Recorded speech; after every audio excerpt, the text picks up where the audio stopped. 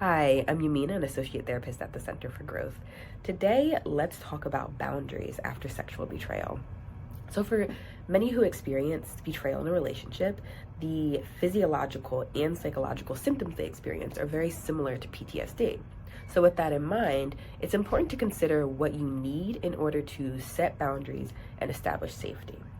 Now, boundaries can cover a range of categories. These include things like emotional safety, physical and sexual safety, privacy and devices, finances, friend and family communication.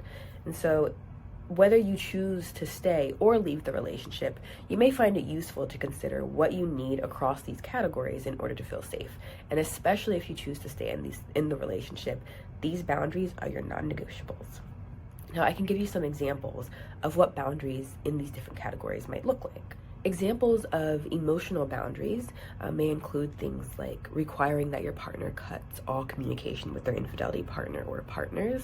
It may mean refusing to participate in conversations where there's yelling or name calling or just harmful communication in general.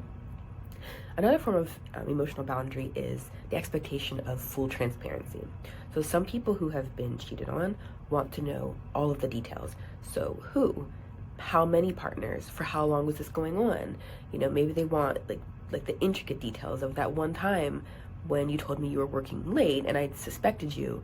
Was that true, right? So just to really clear the way and lay everything out on the table. I also want to note here that staggered disclosure is something that's very common with infidelity, where a partner may not want to hurt your feelings, or they may be afraid of your response, and so they'll little by little give you information and details here and there.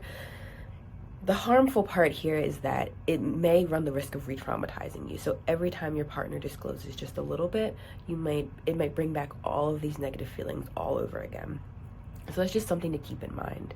And for others also, on the other side, getting too much information may be overwhelming. So transparency might not be an approach that you want to take early on.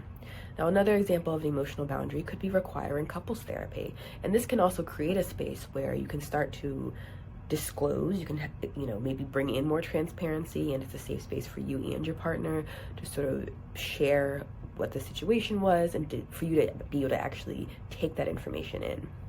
And another example still of an emotional boundary could be requiring your partner to seek out individual therapy or sexual addiction therapy when appropriate.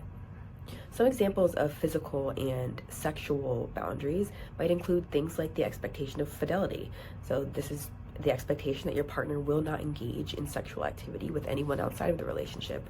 Another example is that your partner may only hug or kiss you if they ask permission first and you consent. Along the same lines of consent, maybe if you continue to have sex with your partner, that sex might only be with a condom. And another example still is that maybe you need some time away and you leave the home to establish physical safety elsewhere as you process this new information.